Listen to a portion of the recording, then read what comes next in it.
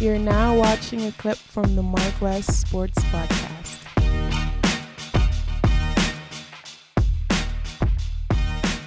You know what I'm saying?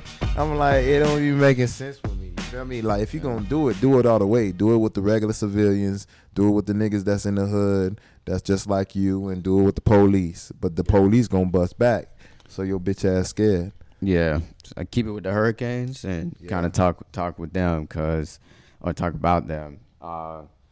They had the scrimmage, last time. They actually had their second scrimmage. How we looking? Well, it was close to the media and close to the public, but they did, give out a report of who balled. And the most telling thing about who balled was the fact that you got 3 hometown true freshmen that are contributing greatly to this offense. You got Brashard Smith out of Miami Palmetto. Okay. You got Romello Brinson from Miami Northwestern, and you got Jacoby George from Plantation. And George, I think, had 7 catches for over 100 yards and a touchdown.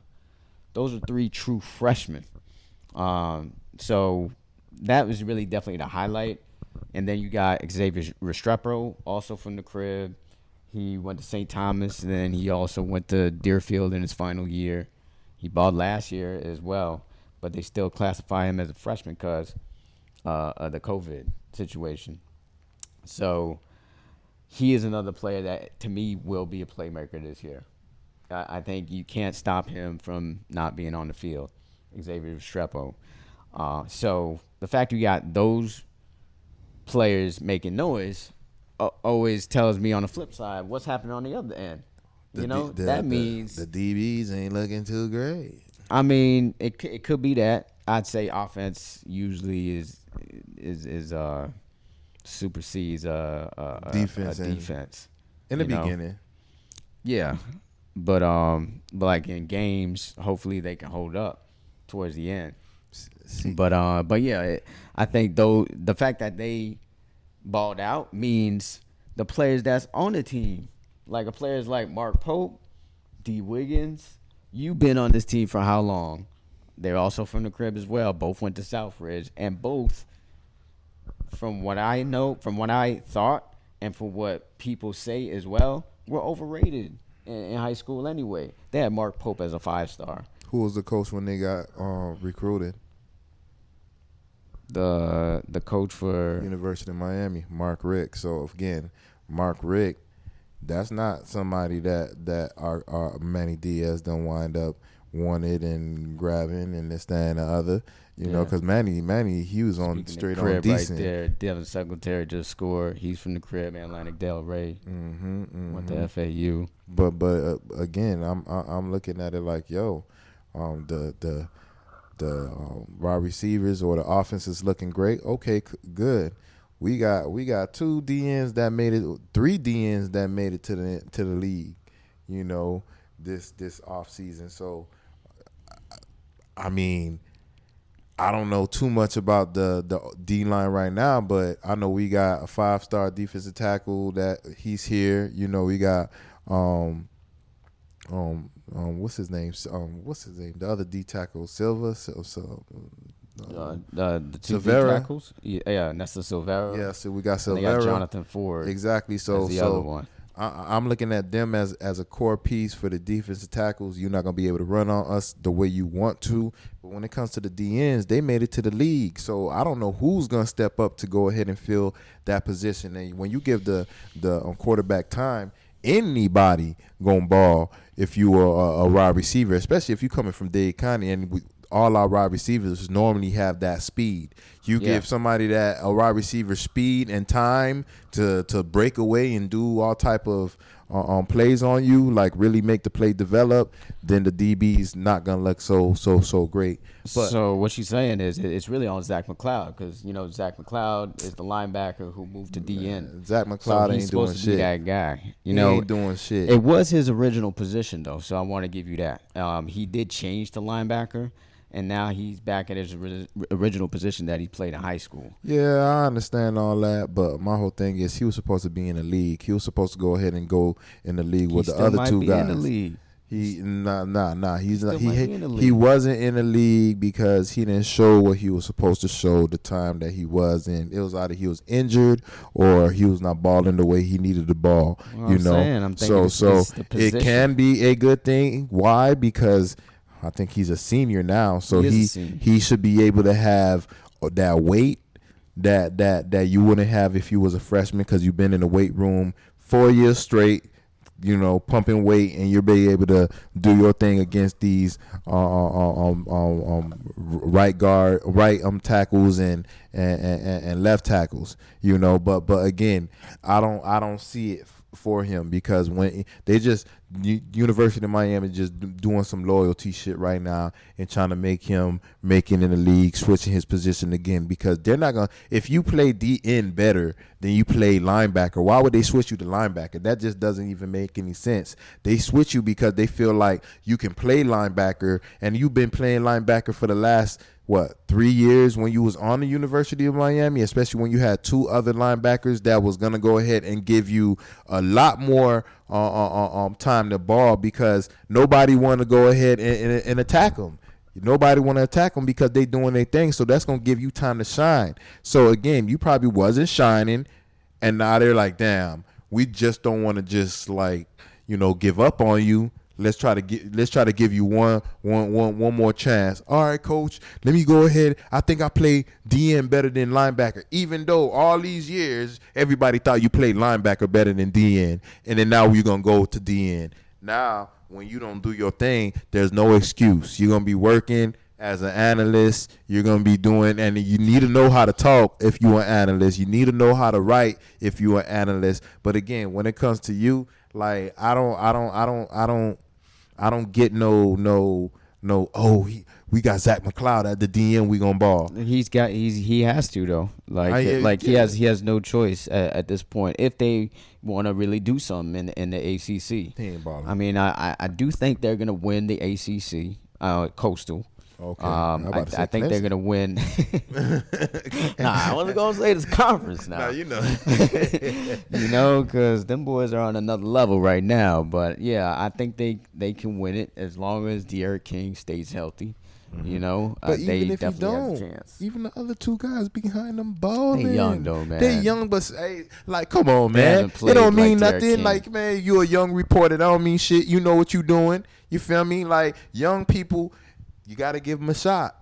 You feel me? Because some people, that when they're young, when I was young, they always looked at me a little older because I always hung around older people. So my demeanor and my way of looking at life was a little older. So yeah, they're young, but they could be looking at this yo, this my opportunity right now. De'Aaron King, if he wind up getting injured right now, yo, I don't see De'Aaron King being a quarterback in the NFL. Me personally, I think he could. He can, but I don't see him being a quarterback, first tier quarterback in the NFL. You may get drafted to be a backup that nobody ever see again. Like Damian Heward or anything like that. He's balling out there though. Yeah, that's the one thing about him. That's what I'm saying. He's a baller. I know he's a baller. And I want to give him extra props because he came to save the quarterback position. You remember we had trash as a quarterback for the longest, and he came and he did his thing. Yeah. We thought it was gonna be the injury actually helped us. Keep him for one more year, especially that he's healthy. Yeah. But again, I don't see him being a quarterback in the league like that. So for me, he's balling right now in the collegiate level. But again, that would be a perfect opportunity for these new quarterbacks that's behind them that's been balling. You've been saying on the Benjamin Report that they've been balling. You feel me in the off season, and when I seen them, I'm like, yo, these are the throws you doing. You balling just as good as De'Aaron. It's just that he has the maturity that you don't have. But besides that, it looked like you got the legs. It looked like you got the accuracy. It looked like you got everything that you would want. So for me, I'm like, if De'Aaron King does go down, I think we still got a shot though. I mean, yeah, you could say that, but when they practicing against each other is different, you know, than when you're actually playing in the games. And I think King has more game experience because these other defensive coordinators, they're gonna try to do different stuff than what you've been seeing in practice. Yeah, but that's what I said. So maturity. Yeah, so when those games happen, like can't say I trust Tyler Van Dyke or Jake Garcia right now. Not at this point, you know, they still young. I think Tyler Van Dyke right now is a little bit ahead of Jake Garcia, but like I felt Jake Garcia was better in the spring than Tyler Van Dyke. So, you know, who knows? But it's good to know you got at least two solid, you know, backups just in case Derek King goes down. But I think Derek King, like him throwing the ball, like I didn't see him a lot because we didn't, you know, the media doesn't have a lot of access to the Canes. They only let us see about 30 minutes, you know, per practice, if that, you know. Because there'd be a lot of spies. But every time, right, yeah, they keep stuff really closed down over there. But that's not always the case with other programs, though. Other programs, big name programs, they'll let you have more access. For some reason, the Canes are really strict. Other programs is the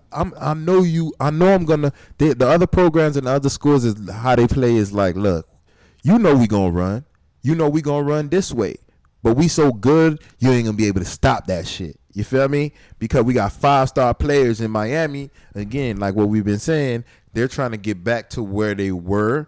So everything needs to go right for them to actually really win, you know. And other teams, they can make mistakes. Miami can't make no mistakes because these other teams got 5 stars across the board. You know, they got guys that look like they're 300, 400 pounds and they're going against Miami O-line and D-line that look small. You feel me? I never understood that. I'm like, yo, how the hell every Alabama, and this is before Alabama was winning all them championships. You feel me? How come all these schools just look so big and we look so small? I know we got the speed, but in key positions like D-line, O-line, y'all supposed to be big and fat. Y'all supposed to be able to when you across the other opponent, I'm supposed to be like, okay, yeah, it's evenly matched. It look like, you know, we got all the people that lose all the weight over here. Steroids. Yeah.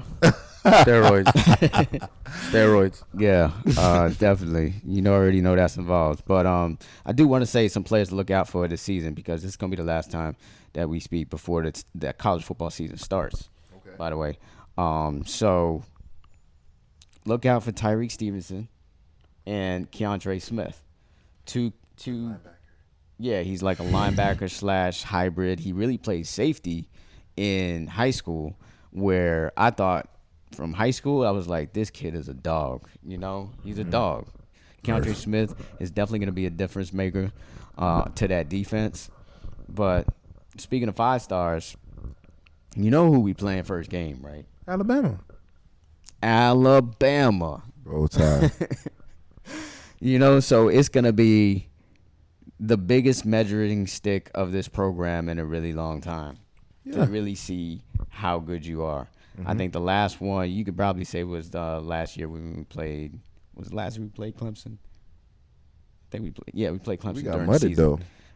That was the last big test though. That's the last like high caliber team that we played. The Gators. They're the not year high prior. caliber like Clemson. At that time. I'm talking about like in the playoffs type of teams like Ohio State or Oklahoma, Alabama, LSU. Those are the type of teams. So you got to really give them a measuring stick on what a win is. So what do you think?